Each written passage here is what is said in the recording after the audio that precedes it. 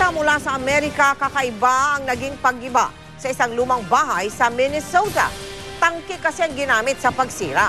150 taon lang nakatayo ang bahay na yan, kaya't ipinag-utos na itong gibain. Ang naisip ng dating may-ari, gumamit na isang lumang British tank, paulit-ulit na dinaanan ng tangke ang naturang bahay. At sa bawat pagdaan, tuwang-tuwa ang mga nanonood. Inabot lang ng 30 minuto ang paggiba sa lumang bahay. Balik tayo dito sa Pilipinas, mas dumami ang mga Pilipino na nagsabing mahirap sila. Yan ang lumabas sa pinakahuling survey ng Social Weather Stations, SWS, pati na ng payag ang Business World nitong Marso. Pero ayon sa Malacanang, may mga paraan naman silang ginagawa para solusyonan ang kahirapan dito sa ating bansa. Nakatutok si Jamsi Sante. Sa 7 anak ng mananahi na si Tessie, 5 pa ang nag-aaral. Dahil nagtataasan ng presyo ng langis at mga bilihin, mas mahirap daw kay Tessie na pagkasyahin ang maliit niyang kita at ang kita ng asawang tricycle driver. Mahirap po pag walang natatapos sa panahon ngayon, kahit nga po marami ngayong mga tapos. Mahirap din po maghanap ng trabaho.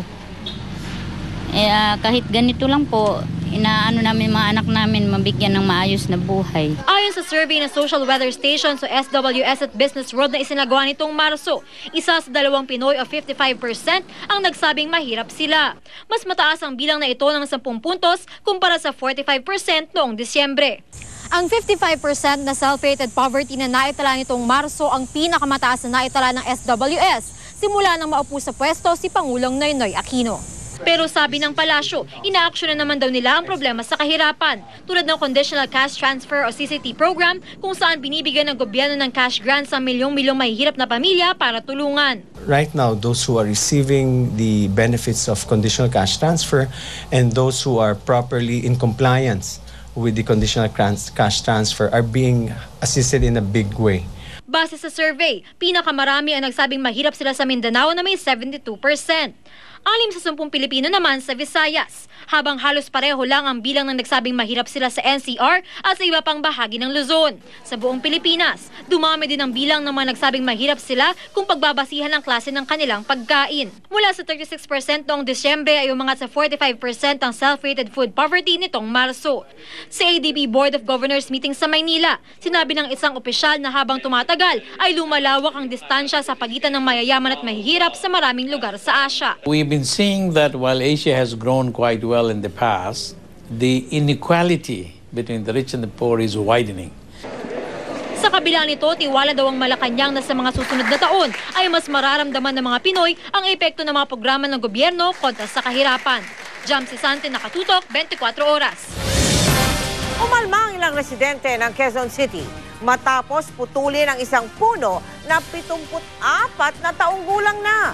Makasaysayan kasi ang punong ito dahil ang nagtanim nito sina dating Pangulong Manuel Quezon, dating Quezon City Mayor Tomas Morato at ang batikang mamahayag na si Don Alejandro Roses. Nakatutok si Mark Salazar. Wala lang sa inyo ito, sinapchap na puno ng sampalok sa Tomas Morato Avenue, Quezon City. Alam nyo ba kung anong pinutol nilang ito? Kasaysayan. 74 na taon na ang nakalilipas. Kasama ang punong ito na tinanim ng magkakabarkadang sina President Manuel Quezon, unang mayor ng Quezon City Tomas Morato at journalism icon Don Alejandro Roses. Unti-unting nawala na ang mga punong tinanim nila. Siyempre, I feel naman very bad, you know. I was about 5 years old at that time. It was here that the President Quezon used to spend his weekend because my father and President Quezon were very, very close friends since childhood in Quezon Province. Para magkapatid yan eh. Alam nyo bang dating Sampaloc Avenue ang pangalan ng Tomas Morato Avenue? Nung araw, malinaw kung bakit. Punong-puno kasi ng sampalok ang gilid ng kalye. Ngayon, sa tapat na lang ng bahay ng pinakamatandang pamilya rito ang may puno ng sampalok, ang pamilya Morato. It is a one-man battle here, this avenue. I've been telling them because I preserved mine since 1938 in front of my building. Hindi alam ni Mang Renato kung saan nag-ugat ang kwento ng punong sampalok. Basta alam niyang matanda na itong dapat nire-respeto. Dapat hindi nagalawin yung mga ganung puno eh. Para may history na yan eh. Dahil sa mga ganung laking puno yan, dapat hindi na ginagalaw yan eh. irerespeto na. Si Mang Alejandro mahigit 10 taon daw binigyan ng lilim ng punong ito sa kanyang paghahanap buhay. Yung mga driver natin, sir, dito tumatambay eh. Yung mga kumakain sa mga restaurant, wala na. Ito na lang ang inasahan namin, payong na lang. Pero may punto rin daw kung bakit pinayagan ng DENR na putulin ang sampalok na ito. Yang butas na parang bulok sa gitna ng puno ang dahilan. The tree was defective and is posing danger to lives and properties in the area. May mga cavity along its trunks and the basal. Ayon kay Dr. Isidro Esteban, isang tree surgeon sa Manila Seedling Bank Foundation, ang isang puno na 10 to 20 years old ay kayang mag-supply ng oxygen sa 2 tao para sa buong taon. Humihigop ng polusyon gaya ng carbon dioxide hanggang 40 to 48 pounds kada taon. Minsan na rin sinabi ng programang Born to be Wild na ang isang full-grown tree ay kayang pumigil ng 1,000 gallons ng tubig, iwas landslide. Sa ilalim ng batas, sa bawat punong puputulin mo, kailangan magbigay ka ng 50 seedling sa DENR. Pero ang 50 maliit mong pinalit, 10 to 20 years pa natin hihintayin para magbigay sa atin ng kaparehong benepisyong nawala sa pinutol mong punong matanda. Mark Salazar, Nakatutok, 24 Oras. Sumetro ang diskusyon sa ngayong araw nito ng Asian Development Bank Board of Governors meeting sa tinatawag na global financial crisis na nararanasan ngayon. At bilang tugon, bilyong-bilyong dolyar ang ipapautang sa mga bansang miyembro ng ADB, kabilang ang Pilipinas. Mula sa PICC, Nakatutok Live si Bernadette Reyes. Bernadette.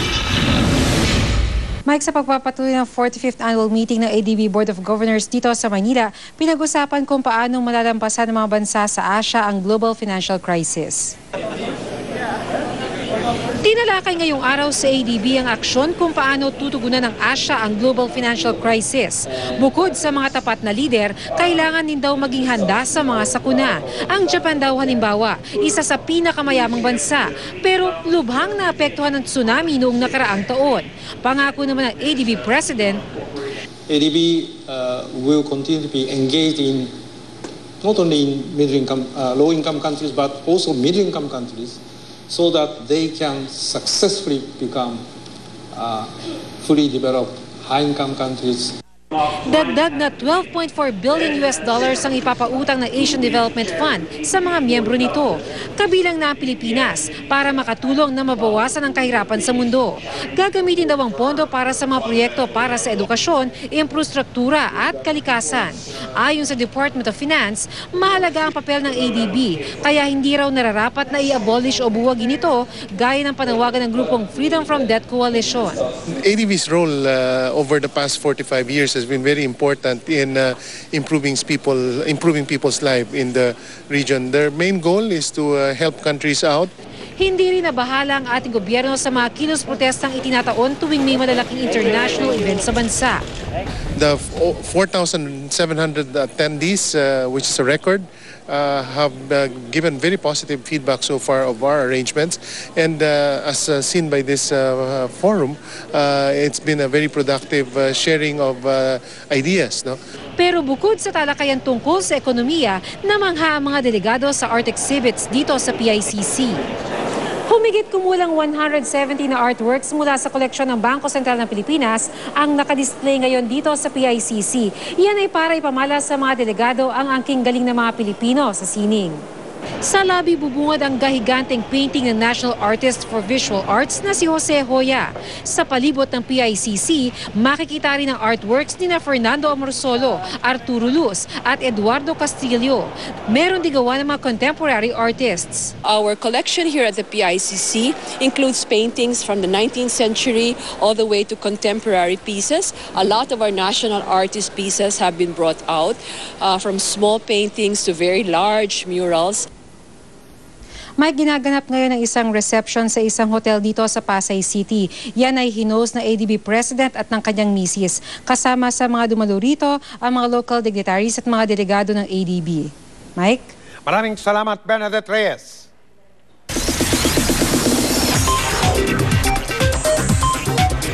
Chika Minute! Prepared at excited na ang cast ng horror film na The Road para sa screening ng pelikula nila sa Amerika. Handa na rin sa pagrapa sa red carpet ang isa sa mga bidang si Rian Ramos na may 4 na manliligaw daw ngayon. Makichika kay Lars Santiago. Ngayon lang naranasan ni Rian Ramos sa kanyang career ang pagkakaroon ng pelikulang pang-international. Kaya naman excited siya sa idaraos na international premiere ng The Road sa Martes sa ArcLight Theater sa Los Angeles. Sa idinaos na send-off para sa cast, nagkwento ang aktres sa ginagawa niyang paghahanda sa paglakad niya sa Hollywood red carpet. Handa na rin daw ang isusuot niyang gown na gawa ng designer na si Ito Kurata. Nung pinuntahan ko siya sa bahay niya, tapos sinukatan niya ako, yung pinag-uusapan namin na color, coral, parang salmon, ganon. Parang pinkish, orangey na gown. Pero nalaman ko na dalawa pala yung ginawa niya for me. So pwede akong pumili. So it's either black na lace or yung coral nga na chiffon yata yung. Kasamang papunta ni Rian sa premiere night sa Amerika ang co-stars niya sa pelikula tulad ni Alden Richards, Marvin Agustin, Lexi Fernandez at Derek Monasterio. Nagpapasalamat naman si Rian na tapos na ang unos sa kanyang buhay. Masayang-masaya na raw siya ngayon. Malaki raw ang dapat niyang ipagpasalamat sa GMA. Kasi nga, yung timing ng lahat, at yung pag-ayos sa schedule ko, sobrang naging basta big deal siya sa akin. Na binigyan nila ako ng break before, tapos ngayon na ready na ako magtrabaho, ngayon nila ako ipapasok ulit. So happy ako sa timing ng lahat. Mas maganda ang buhay sa paningin ni Rian ngayon dahil mas malaya raw siya. Lumalabas siya kasama ang mga kaibigang babae at lalaki. Inamin din ng aktres na may 4 na lalaking talagang malapit sa kanya ngayon. Pero wala pang puwang sa puso ni Rian ang muling pagpasok sa isang relasyon. Kaibigan ang kailangan ko. Yun, hindi ko kailangan makipag-date ngayon. Kaibigan yung kailangan ko. So, they're all there for me at saka wala dun kasi yung utak ko. And I think naiintindihan naman din nila yon. Lars Santiago, updated sa showbiz happening. For the third time, bumisita sa bansa ang Korean pop star na si Jay Park para sa kanyang nakatakdang performances sa ilang mall. Inamin ng singer kung sinong Pinoy artist ang gusto niya makasama sa isang project. Makichika na kay Aubrey Carambe. Tila mas lalo pang uminit ang lagay ng panahon sa pagdating sa bansa ng Korean pop sensation na si Jay Park. Narito siya ngayon para sa series of performances sa ilang malls. You know, I love the Philippines. It's nice here. They treat me very well here. They show me a lot of love. Born and raised sa Amerika si Jay Park na sumikat sa K-pop boy band na 2PM.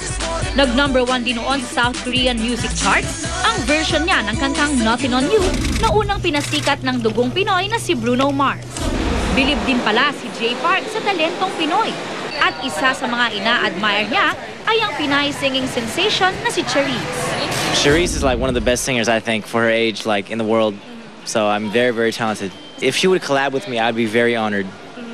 Very honored.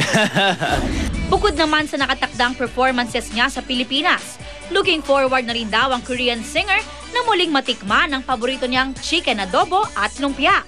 Gusto niya rin daw masubukan ang nightlife dito. At dahil ito na ang 3 beses ni Jay Park sa bansa, may ilang Filipino words na nga siyang alam. You know, mabuhay. I know, maraming salamat. And mahal kita. Aubrey Carampel, updated sa showbiz happening. Jessica Sanchez, bumirit at sumayaw pa sa kanyang latest performance sa American Idol Season 11. Ano kaya ang hatol sa kanya ng judges? Tutukan yan sa pagbabalik ng Chika Minute. Abangan! 70 asong ibebenta at kakatayin daw sana sa Baguio, nasa base Santa Maria sa Pangasinan. Bagong direktiba ng DepEd sa mga principal at guro, bawal ang nakasimangot sa pasukan. At sanggol na nakalabas ang bituka lang ipanganak, nangangailangan ng inyong tulong. Walang patid na pagtutok dito lang sa 24 oras.